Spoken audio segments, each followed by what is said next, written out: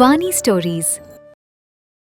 ஒரு அழகான கிராமத்தோட எல்லையில காத்து வீசினா கீழே விழுந்துருன்ற மாதிரி குடிசையில வாழ்ந்துகிட்டு இருந்தவர் தான் ராமையா. அவருடைய சொத்தெல்லாம் அந்த வீடு, அவருடைய மனைவி சீதா, படுத்து படுக்கையா இருக்கிற அம்மா, அதுக்கப்புறம் பட்டணத்துக்கு போன புருஷனுக்காக காத்துக்கிட்டு இருந்த தங்கச்சி லக்ஷ்மி மட்டும்தான். ராமையா நாள் பூரா கஷ்டப்பட்டு மண்ணை சுமந்து கொண்டு போய் கொட்டினாலும் சாயந்தரம் அவனுக்கு கிடைக்கிறது வெறும் 5 ரூபாய் கூலி மட்டும்தான். அந்த பணத்தை வச்சு ஒருவேளை சாப்பாடு சாப்பிடுறதே கஷ்டமா இருக்கிற நிலைமையில உடம்புக்கு முடியாம படுத்த படுக்கையா இருக்கிற தாயை குணமாக்குறது அப்படிங்கிறது ராமையாவால முடியாத ஒரு விஷயம். தினமும் சாயந்தரம் அவன் சம்பாதிச்ச அந்த 5 ரூபாய பாத்துக்கிட்டு எங்க அம்மாவோட உசுரை என்னால காப்பாற்ற முடியாத கடவுளே அப்படின்னு வருத்தப்பட்டுக்கிட்டு இருப்பாரு. அப்படிப்பட்ட ஒரு வறுமை காலத்திலயும் அந்த 4 பேரு ஒருத்தங்களுக்கு ஒருத்தங்க துணையா நின்னுக்கிட்டு இருந்தாங்க. ஒரு நாள் ராத்திரி நேரம் யாருமே சாப்பிடாம வீட்டுக்குள்ள அமைதியா இருந்தாங்க. அப்பதான் ராமையா சீதா மட்டும் வெளியில வந்து திண்ணையில உக்காந்துக்கிட்டு இருந்தாங்க. பாவம் ராமையாவோட முகம் சோகமா ரொம்ப வாட்டமா இருந்துச்சு. சீதா, என் நிலைமைய பாத்தியா? அந்த கடவுளுக்கு என் மேல கருணையே வராதா? நாள் முழுக்க வெயில்ல மண்ணை சுமக்கிறேன். மண்ணை தோண்டி தோண்டி என் கையெல்லாம் காப்பு காய்ச்சது மட்டும்தான் மிச்சம். எவ்வளவு கஷ்டப்பட்டாலும் கடைசியில கிடைக்கிறது 5 ரூபாய் தான். அந்த 5 ரூபாய வச்சு உங்க யாருடைய பசியையும் என்னால தீர்க்க முடியல. அம்மாவுக்கு உடம்பு முடியல, ஆனா அவங்களுக்கு மருந்து வாங்கிட்டு வந்து தரக்கூட என்னால முடியல. நான் எல்லாம் ஒரு புள்ளையா? பெத்த தாயோட உயிரை கூட காப்பாற்ற முடியாத புள்ளையா இருந்து என்ன பிரயோஜனம்? எதுக்கு வாழணும்? ஐயோ, ஏன் இப்படி எல்லாம் பேசுறீங்க? நீங்க எங்களுக்காக எவ்வளவு கஷ்டப்படுறீங்கன்னு எங்களுக்கு தெரியாதா? நீங்க நாள் பூரா கஷ்டப்படுறத பார்த்தா என் கண்ணுல ரத்த கண்ணீர் தான் வருது. நான் வீட்ல இருந்து என்ன பண்ண போறேன்? நாம 2 பேரும் சேர்ந்து கஷ்டப்பட்டு உழைக்கலாம். நீங்க மட்டும் கஷ்டப்பட்டு உழைச்சிக்கிட்டு இருக்கும்போது என்னால வீட்டுல சும்மா உட்காந்து வேடிக்கை பார்க்க முடியாது. அத்தைக்கு உடம்புக்கு முடியலன்னு நீங்க கவலைப்படாதீங்க. நீங்க மருந்து வாங்கிட்டு வரலன்னா என்ன? நான் தான் தினமும் காட்டுக்கு போய் பச்சளை மருந்து கொண்டு வந்து கொடுக்கறேன்ல, அவங்க சீக்கிரமா குணமாயிடுவாங்க. நீங்க மட்டும் தயவு செஞ்சு இப்படி அழாதீங்க. உள்ள இருந்து இவங்க பேசினது எல்லாத்தையுமே கேட்டுக்கிட்டு இருந்த லக்ஷ்மி கண்ணீரை தொடச்சிக்கிட்டு வெளியில வந்தா. அண்ணா, எதுக்காக நீ அழுதுகிட்டு இருக்க? தயவு செஞ்சு நீ எதுக்காகவும் அழவே கூடாதுன்னு. என் புருஷன் என்னை இங்க விட்டுட்டு போனாலும் ஒரு நாள் கூட நீ என்ன பாரமா நினைக்கவே இல்லைன்னு. அண்ணி என்ன கூட பிறந்த தங்கச்சியா தான் பாத்துக்கிறாங்க. நம்ம கிட்ட பணம் இல்லாம இருக்கலாம், ஆனா நம்ம எல்லாருக்கும் நடுவுல இருக்கிற பாசத்துக்கு முன்னாடி பணம் ஒரு விஷயமா? நாளையில இருந்து நானும் அண்ணி கூட சேர்ந்து ஏதாவது வேலைக்கு போறேன்னு. நம்ம 3 பேரும் சேர்ந்து கஷ்டப்பட்டா நம்ம கஷ்டம் எல்லாம் தீந்துருன்னு. வேண்டாமா லக்ஷ்மி, நீ இந்த வீட்டு பிறந்த பொண்ணு. உன்னை வேலைக்கு அனுப்பி பழைக்கிற பழப்பெல்லாம் பழப்பா சொல்லு. நீங்க யாரும் வேலைக்கு போக வேண்டாம். என் உடம்புல உசுறு இருக்கிற வரைக்கும் உழைக்க நான் இருக்கேன். என்னைக்காவது ஒரு நாள் அந்த கடவுள் நமக்கு கருணையை காட்ட தான் போறான். அப்படி அவங்க 3 பேரும் ஒருத்தங்களுக்கு ஒருத்தங்க தைரியம் கொடுத்து ஒருத்தங்க கண்ணீரை இன்னொருத்தங்க தொடச்சுக்கிட்டாங்க. இவங்க 3 பேருமே பேசிக்கிட்டு இருந்தத ராமுவோட அம்மா கேட்டுக்கிட்டு தான் இருந்தாங்க. அவங்க கண்ணுல இருந்து கண்ணீர் கொட்டுச்சு. பெத்த புள்ள, வயித்துல பிறந்த பொண்ணு, வீட்டுக்கு வந்த பொண்ணு, எல்லாருமே கஷ்டப்படுறத பார்த்து அவங்க ரொம்ப கவலைப்பட்டாங்க. அவங்க மனசுக்குள்ள இப்படி நினைச்சுக்கிட்டாங்க. யோ, எங்கயா இருக்க?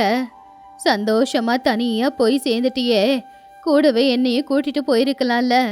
நீ போன நாள்ல இருந்து நம்ம புள்ள எவ்வளவு கஷ்டப்படுறான்னு உனக்கு தெரியுமா? அவன் இந்த குடும்பத்தையும் சரியா பாத்துக்க முடியாம என்னையும் கவனிச்சுக்க முடியாம படாத பாடு படுறாயா. அவன் படுற கஷ்டத்தை பார்த்தா எனக்கு உசுரோடு இருக்கவே பிடிக்கல. பாவையா, பெத்த தாய் நான் உனக்கு ரொம்ப பெரிய பாரமா இருக்க. நீ போகும்போது கூடவே என்னை கூட்டிட்டு போயிருந்தா உனக்கு புண்ணியமா போயிருக்கும். என் புள்ள இவ்வளோ கஷ்டமாவது படாம இருந்திருப்பான். என் புள்ள இந்த குடும்பத்துக்காக ரத்தம் சிந்தி உழைச்சிக்கிட்டு இருக்காயா. அவனுக்கு துணையா இருக்க வேண்டிய நானே இப்ப அவனுக்கு பாரமா மாறிக்கிட்டு இருக்கேனோன்னு கவலையா இருக்கு. என் புள்ள, என் பொண்ணு, என் மருமக இவ்வளோ கஷ்டப்படுறத என் கண்ணால பார்க்கவே முடிய மாட்டேங்குதே. இந்த எமையன் என்னை கொண்டுட்டு போக மாட்டேங்கிறான். அவனாவது கருணைப்பட்டு என்னை கொண்டுட்டு போனாலாவது என் புள்ளைக்கு மேல இருக்கிற ஒரு பாரமாவது குறையுமே அப்படின்னு சொல்லி அந்த வயசான பாட்டி கண்ணுல கண்ணீரோட அழுதுகிட்டே இருந்தாங்க. அப்படி அன்னைக்கு ராத்திரியும் முடிஞ்சு போச்சு. இப்படியே சில நாட்களும் போச்சு.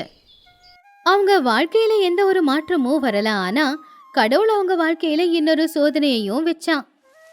ஒரு நாள் ராத்திரி நேரம் யாரும் எதிர்பார்க்காத நேரத்துல புயல் காத்து வீச ஆரம்பிச்சது. இடி மின்னல் சத்தத்தோட பயங்கரமா சோன்னு மழை பெஞ்சுக்கிட்டு இருந்தது. அடிக்கிற காத்துக்கு மரங்களே பேந்து விடுற நிலைமை இருந்துச்சு. ராமையாவோட பழைய குடிசையால அந்த மழை காத்த தாங்கிக்க முடியல. அந்த காத்துக்கு அந்த வீடு அசைய ஆரம்பிச்சுது. அங்க இருக்கிற கொம்புகள் எல்லாமே உடைய ஆரம்பிச்சுது. அப்பதான் வேகமா வீசின காத்துக்கு அந்த வீட்டோட கூரையே பறந்து போயிடுச்சு. ஐயோ, என்னங்க இது? அடிச்ச காத்துக்கு கூரை பறந்து போயிடுச்சு. மழை தண்ணியெல்லாம் வீட்டுக்குள்ள தாங்க வருது. நம்ம என்னங்க பண்றது? அம்மா லக்ஷ்மி, சீக்கிரமா எழுந்துறீங்க. குடிசை விழற நிலமையில இருக்கு. நாம இங்க இருந்தா உயிருக்கே ஆபத்து. சீக்கிரம் வெளியில போகணும். அவங்க வீடு முழுக்க இப்ப தண்ணியா தான் இருந்துச்சு. அவங்க வீட்டோட கூரை பறந்து போனதுனால மழை தண்ணி மொத்தமும் இப்ப வீட்டுக்குள்ள தான் விழுந்து அவங்க போட்டுக்கிட்டு இருந்த துணிமணி, அவங்களுடைய பொருட்கள் எல்லாமே மழை தண்ணியில நனைஞ்சிடுச்சு. ஐயோ ராமையா, என்னடா இப்படி மழை பெய்யுது? இந்த மழையில நாம எங்கடா போறது? ஐயோ, என்னால நடக்க கூட முடியலடா. அண்ணா, எனக்கு ரொம்ப பயமா இருக்குண்ணே. நாம எங்கேயாச்சும் போயிடலான்னு. அம்மாவால இந்த குளிர தாங்க முடியாதுன்னு. அவங்களுக்கு அந்த மழையில எங்க போறதுன்னே தெரியல. ஊருக்குள்ள யாருக்கிட்டையாவது உதவி கேட்கலானா அவங்க நிலைமைய பார்த்து யாரும் உதவி செய்ய மாட்டாங்க அப்படிங்கிறது அவங்களுக்கு நல்லாவே தெரியும். ராமையா உடனே அவங்க வீட்டுல இருக்கிற சில முக்கியமான பொருட்களை எடுத்துக்கிட்டு வேகமா வெளியில வந்தான். அவங்க வீட்டுல இருக்கிற பழைய கோணி பைய 4 பேருமே தலையில போட்டுக்கிட்டு வீட்டை விட்டு வெளியில வந்துட்டாங்க. மழையில நனைஞ்சுக்கிட்டு சேத்துல நடந்துக்கிட்டு அவங்க எல்லாரும் கஷ்டப்பட்டு முன்னாடி போய்கிட்டு இருந்தாங்க. சீதா, அம்மாவோட கையை இறுக்கமா பிடிச்சிக்கோ. லக்ஷ்மி, நீ என் கையை பிடிச்சிக்கோ. இருட்டுல வழியில இருக்கிற பள்ளம் தெரியாது. வழிக்க விழுந்தா கஷ்டம். நாம இப்ப எங்கெங்க போய்கிட்டு இருக்கோம்? யார் வீட்டுக்காச்சும் போலாமா? அத்தைக்கு வேற ரொம்ப உடம்பு முடியலங்க. நம்ம நிலைமைய பார்த்து யாரு சீதா நமக்கு இடம் கொடுப்பாங்க? யாரும் கொடுக்க மாட்டாங்க. போற வழியில ஏதாவது மரத்துக்கு அடியில கொஞ்ச நேரம் உக்காந்துக்கலாம், அவ்வளவுதான். எல்லாரும் என்ன மன்னிச்சிடுங்க. இந்த வீட்டுக்கு தலைவனா நான் இருந்து என்ன புண்ணியம்? எல்லாரையும் கஷ்டம்தான் படுத்துறேன். எதுக்காகடா இப்படியெல்லாம் சொல்ற? இயற்கையோட விபத்துல எல்லாருமே மாட்டிக்கத்தான் வேணும். நீ எங்க கூட இருக்கிறதே எங்களுக்கு போதுண்டா. அந்த கடவுள் நம்மளை எங்க கூட்டிக்கிட்டு போறானோ அங்கேயே போகலாம். அப்படி அவங்க 4 பேருமே அந்த மலையில நனைஞ்சுக்கிட்டு நடுங்கிக்கிட்டு போய்கிட்டு இருந்தாங்க. குளிர், பசி, கால்வலி எல்லாமே அவங்கள படாத பாடுபடுத்துச்சு. அப்படி அவங்க போய்கிட்டே இருக்கும்போது கொஞ்ச தூரத்துல பெரிய மரம் ஒண்ணு. அந்த மரத்துல ஒரு பெரிய துளையும் தெரிஞ்சுது. அந்த மரம் 100 வருஷம் பழைய மரமா இருக்கணும். ஏன்னா அந்த மரத்துல ஒரு பெரிய மரபொந்து இருந்துச்சு. அது ஒரு வீட்டளவுக்கு இருந்துச்சு. அந்த மரபொந்துக்குள்ள தண்ணியே போகல. வெளியில எவ்வளவு மழை பெஞ்சாலும் 4 பேர் தங்கறதுக்கு அது சரியான இடம்தான். அண்ணா, அங்க பாத்தியா? அந்த பெரிய மரத்துல எவ்வளவு பெரிய பொந்து இருக்கு. அங்க நம்ம 4 பேரும் போய் உக்காந்துக்கலாம் போல. அங்க மழை தண்ணி விழல. போலாமா? ஆமா லக்ஷ்மி, உண்மைதான். வாங்க, சீக்கிரமா எல்லாரும் உள்ள போய் உக்காரலாம். அம்மாவுக்கு உடம்பு வேற முடியல. அப்படி அவங்க 4 பேருமே வேகமா அந்த மரபொந்துக்குள்ள போயிட்டாங்க. அந்த மரபொந்துக்குள்ள போனதுக்கு அப்புறம் தான் அவங்க எல்லாரும் நிம்மதியா வந்து உக்காந்தாங்க. உள்ள மழையும் இல்ல, காத்தும் இல்ல. சொல்ல போனா அந்த மரபொந்துக்குள்ள கொஞ்சம் கதகதப்பாவே இருந்துச்சு. அத்தை, ரொம்ப குளிர்தா. தலைய தோட்டிக்கோங்க, புடவைய மாத்திக்கோங்க, பயப்படாதீங்க. இப்ப நாம பாதுகாப்பாதான் இருக்கோம். எனக்கு ஒன்னும் பிரச்சனை இல்லம்மா, நான் நல்லாதான் இருக்கேன். மனுஷங்க நமக்கு உதவி செய்யலனாலும் இந்த மரம் நமக்கு உதவி செஞ்சிருக்கு.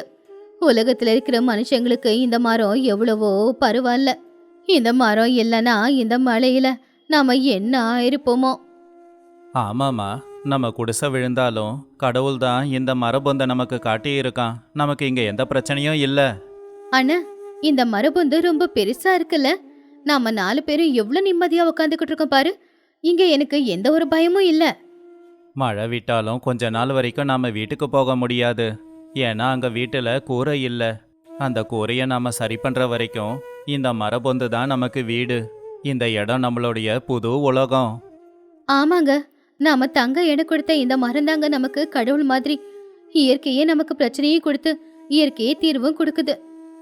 அப்படி அவங்க அன்னைக்கு ராத்திரி முழுக்க அந்த மரபொந்துக்குள்ளேயே தங்கிட்டாங்க.